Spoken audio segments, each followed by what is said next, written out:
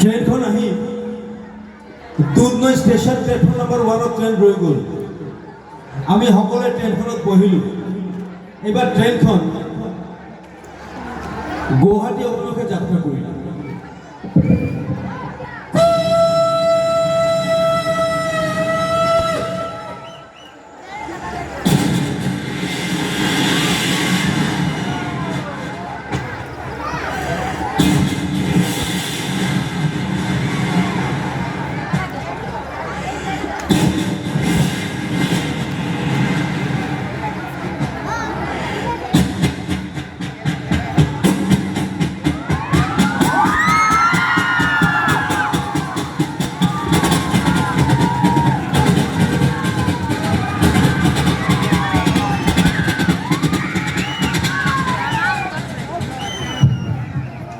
अच्छा लगा आप सबको?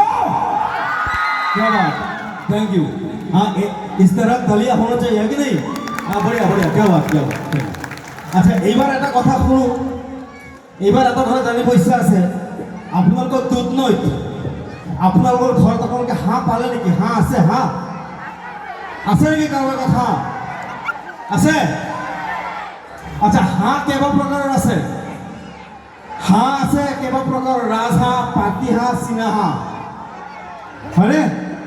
মই কৈছোঁ পাতিহাঁহৰ কথা। এই সৰু সৰু হয়, অকণমান চাপৰ চাপৰ। এইটো দিনটোৰ এটাই কাম, এই হাঁহটোৰ এটাই কাম, দিনটো খাব আৰু চোতালটোত ঘূৰি ফুৰিবৰ এটাই কাম কৰে। কি কৰে?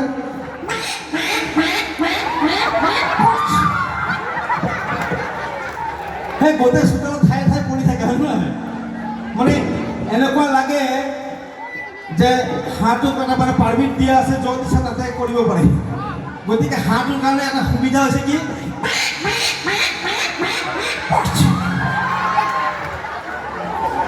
আমাৰ ঘৰত এটা হাঁহ আছে, পাতিহাঁহ।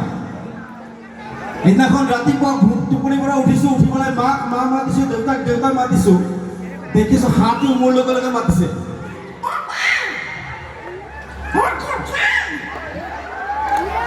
আমাৰ দেউতা ভাবিলে হাঁহ কথা ক'ব পৰা হ'ল, ইয়াক স্কুলত এডমিশ্যন কৰাই দিওঁ। আজিকালিনো অসমীয়া, বাংলা, হিন্দী কোনে পঢ়ায়? আমি সকলোৱে ইংলিছ মিডিয়ামত পঢ়াওঁ। গতিকে আমি আমাৰ হাঁহটোক ইংলিছ মিডিয়ামত এটা এডমিশ্যন কৰাই দিলোঁ। এতিয়া ৰাইমছবোৰ বৰ ভালকৈ পঢ়ে, যেনে Johnny Johnny yes papa eating sugar no papa.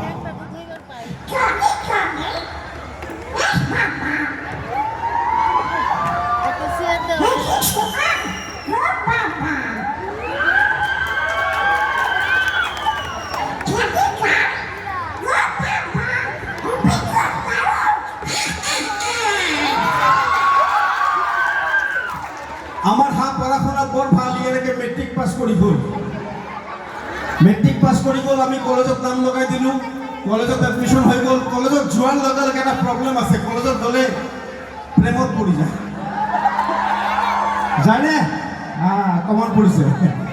আমাৰ হাঁহ গৈ পেলাই এজনী হাঁহিনি পালে, ৰোমাঞ্চ আহিলে, ৰোমান্টিক ৰোমান্টিক গান গোৱা আৰম্ভ কৰি দিলে। মেৰে হংসিনী ओ हंसनी कहाँ और चली, मेरे अरमानों के पंख लगा के कहाँ और चली।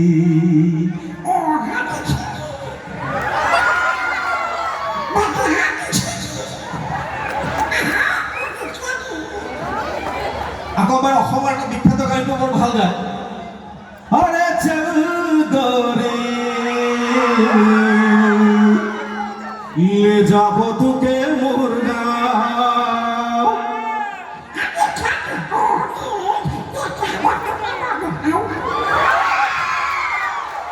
এটা প্রেমত দুটা অধ্যায় আছে, দুটা অধ্যায়, এটা অধ্যায় বৰ ভালে ভালে যায়, দ্বিতীয় অধ্যায় যেতিয়া আহে তেতিয়া প্রেমত ধোখা, হয়নে?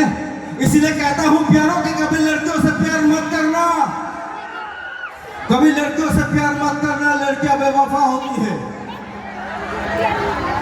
आप लोगों को पता है हमारे वाले कुछ, इसलिए कहता हूं प्यारों के कभी लड़कियों से प्यार मत करना, लड़कियां बेवफा होती है। एक को पकड़ती हो तो दूसरे को छोड़ती সেই হাঁহিনি আমার হাঁটু কর তারপর বড় দুঃখের একটা গান গাইছিল গান গাইছিলে ও প্রিয়া প্রিয়া क्यों भुला दिया बेवफा या बेरहम क्या कहूँ तुझे सनम तूने दिल तोड़ा है भूल क्या हुई